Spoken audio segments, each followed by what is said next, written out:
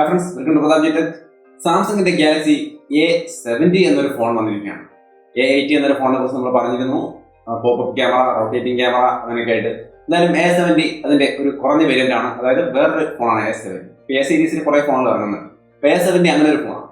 A70യുടെ speciality നോക്കിക്കഴിഞ്ഞാൽ Snapdragon 675 എന്ന് പറയുന്ന മികച്ച പ്രോസസ്സർ, അതായത് നമ്മുടെ റെഡ്മി നോട്ട് 7 പ്രോ കണ്ടിട്ടുള്ള 14,000 രൂപ ഫോണിൽ കണ്ടിട്ടുള്ള ആ ഒരു സ്നാപ്ഡ്രാഗൺ 675 തന്നെയാണ് ഈ സാംസങ്ങിന്റെ A70 വരുന്നത്.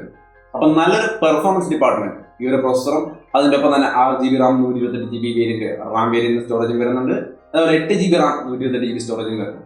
അപ്പോൾ രണ്ട് റാം വേരിയന്റുകളിൽ നല്ല പ്രോസസ്സർ വെച്ചുകൊണ്ട് നല്ല പെർഫോമൻസ് ഡിപ്പാർട്ട്മെന്റ് ഉള്ള ഒരു ഫോണാണ് സാംസങ്ങിന്റെ ഗാലക്സി A70. ഡിസൈനിന്റെ സൈഡിലേക്ക് നോക്കിയാൽ 6.7 ഇഞ്ച് സാംസങ്ങിന്റെ full HD super AMOLED display ആണ് വരുന്നത്. നല്ല ഡിസ്പ്ലേയും കാര്യങ്ങളും നല്ലൊരു സ്ക്രീൻ ടു ബോഡി റേഷ്യോയും യു നോച്ച്, അതായത് ഇൻഫിനിറ്റി യു ഡിസ്പ്ലേ ആണ്. ആ ചെറിയൊരു നോച്ചും കാര്യങ്ങളൊക്കെ ഉണ്ട്. നല്ലൊരു ഡിസ്പ്ലേയും കാര്യങ്ങളും വരുന്നു. റിയർ സൈഡും ഗ്ലാസ് ഡിസൈനൊക്കെ തന്നെ. ട്രിപ്പിൾ ക്യാമറ റിയർ സൈഡിൽ കാണാം. ഫ്രണ്ടിൽ ഈ പറയുന്ന ചെറിയ നോച്ചിനകത്ത് 32 മെഗാ പിക്സലിന്റെ സെൽഫി ക്യാമറയും വരുന്നു. നല്ല ഒരു ഡിസൈനും കാര്യങ്ങളൊക്കെ നമ്മുടെ ഈ അടുത്ത സാംസങ്ങിന്റെ A സീരീസ് A50 ആയാലും A70 ആയാലും A80 ആയാലും കാണുന്ന നല്ലൊരു ഡിസൈനും കാര്യങ്ങളും ഉണ്ട്. ഇൻ ഡിസ്പ്ലേ ഫിംഗർ പ്രിന്റ് സെൻസറും വരുന്നു. മൊത്തത്തിൽ നല്ലൊരു ഡിസൈനും നല്ലൊരു പെർഫോമൻസ് ഡിപ്പാർട്ട്മെന്റ്. ക്യാമറയിൽ ട്രിപ്പിൾ ക്യാമറയാണ് നമ്മൾ നേരത്തെ പറഞ്ഞു. റിയർ സൈഡിൽ ട്രിപ്പിൾ ക്യാമറയിൽ 32 മെഗാ പിക്സലിന്റെ മെയിൻ ക്യാമറ വരുന്നുണ്ട്. 8 മെഗാ പിക്സലിന്റെ വൈഡ് ആംഗിൾ ക്യാമറയുണ്ട്. അതേപോലെ തന്നെ 5 മെഗാ പിക്സലിന്റെ ഡെപ്ത് സെൻസറും വരുന്നത്. ഫ്രണ്ട് സൈഡിലുള്ളത് 32 മെഗാ പിക്സൽ സെൽഫി ക്യാമറയാണ്.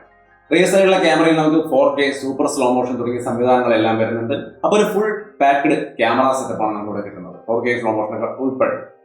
ഇനി നമ്മൾ ഇതിന്റെ ബാറ്ററിയിലേക്ക് നോക്കിയാൽ കുറച്ച് കൂടിയ 4500 mAh എന്ന് പറയുന്ന കൂടിയ ബാറ്ററി ഉണ്ട്. അതിന്റെ ഒപ്പം തന്നെ 25 വാട്ട് ഫാസ്റ്റ് ചാർജിങ്ങും സപ്പോർട്ട് ചെയ്യുന്നു. നോർമലി ഫാസ്റ്റ് ചാർജർ തരാറുണ്ട്, അപ്പോൾ അതുണ്ടാവുമെന്ന് വിചാരിക്കാം. അപ്പോൾ എന്തായാലും മൊത്തത്തിൽ ഇതാണ് ഇതിന്റെ ഒരു സ്പെസിഫിക്കേഷൻ എന്ന് പറയുന്നത്. നല്ല ഡിസൈനും നല്ല പെർഫോമൻസും നല്ലൊരു ക്യാമറ സെറ്റപ്പും മികച്ച ഒരു ബാറ്ററി കപ്പാസിറ്റിയും 25 വാട്ട് ഫാസ്റ്റ് ചാർജിങ്. അപ്പോൾ ഒരു ഫുൾ പാക്ഡ് ഫോൺ എന്ന് പറയുന്നതിന് ഒരു പൂർണ്ണതയായി ഒരുവിധം എല്ലാ സംഭവങ്ങളും ഒരു നോർമൽ യൂസർക്ക് വേണ്ടുന്ന എല്ലാ സംഭവങ്ങളും ഒപ്പം തന്നെ ഗെയിമും കാര്യങ്ങളും കളിക്കാൻ പറ്റിയ HDR പബ്ജിയാണ് സ്പെഷ്യലായിട്ട് നമ്മൾ ചോദ്യം വരിക. HDR വരെ കളിക്കാൻ പറ്റുന്ന നല്ലൊരു പെർഫോമൻസ് ഡിപ്പാർട്ട്മെന്റ് ഒക്കെ അടക്കം നല്ലൊരു ഫോണായിട്ടാണ് ഈ ഒരു ഫോൺ ഇറക്കിയിരിക്കുന്നത്. അപ്പോൾ ഇതിന്റെ സ്പെസിഫിക്കേഷൻസ് ഇത്രയുമാണ്. ഇനി നമുക്ക് ഇതിന്റെ പ്രൈസ് നോക്കാം. പ്രൈസ് നോക്കിയാൽ 30,000 രൂപ റേഞ്ചാണ്. 31,000 എന്നാണ് പറയുന്നത്. ഇന്ത്യയിലേക്ക് വരുമ്പോൾ കുറച്ച് മാറ്റം. എന്തായാലും 30,000 രൂപ റേഞ്ചിലാണ് ഈ ഒരു ഫോൺ ഇറങ്ങുന്നത്. 30,000 രൂപയ്ക്ക് സ്നാപ്ഡ്രാഗൺ 675 ഓക്കെയാണ്. അതിന്റെ ഒരു കാര്യങ്ങൾ നമ്മൾ നോക്കിയാൽ വിവോ V15 Pro 29,000 രൂപ റേഞ്ചിൽ എത്തുന്ന ഫോണിൽ പ്രോസസ്സറാണ്. ഇതിന്റെ അതേ റേഞ്ചിലുള്ള ഒരു പ്രോസസ്സാണ് 27,000 രൂപയ്ക്ക് നോക്കിയാൽ 8.1 എന്ന് പറയുന്ന ഒരു ഫോണിൽ വരുന്നത്. അതേപോലെ ഈ Oppo F11 Pro 27,000 രൂപ ഫോൺ അതിലൊക്കെ നോക്കിയാൽ നമുക്ക് P70 പോലൊരു പ്രോസസ്സറാണ്. അപ്പോൾ ഈ ഒരു പ്രോസസ്സർ അങ്ങനെ അടച്ച് കുറ്റം പറയാനുള്ള പ്രോസസ്സർ ഇല്ല എങ്കിലും ഈ ഷവോമിയുടെ റെഡ്മി നോട്ട് 7 Pro 17,000 രൂപയ്ക്ക് ഈ ഒരു പ്രോസസ്സർ തരുന്നുണ്ടെന്നുള്ളത് വ്യത്യസ്തമായത്.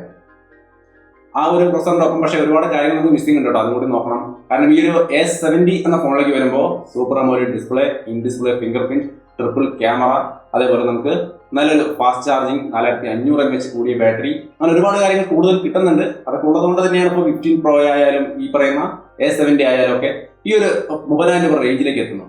അപ്പോൾ ആ ഒരു റേഞ്ചിൽ ഇറങ്ങിയിരിക്കുന്ന ഫോണാണ്. വാല്യൂ ഫോർ മണി ആണെന്നുള്ള കാര്യം നിങ്ങൾ തന്നെ തീരുമാനിക്കും. എന്തായാലും വ്യത്യസ്തമായ നല്ലൊരു സാംസങ് ഫോൺ തന്നെയാണ് ഈ ഒരു പ്രൈസിൽ ഇറങ്ങിയിരിക്കുന്നത്.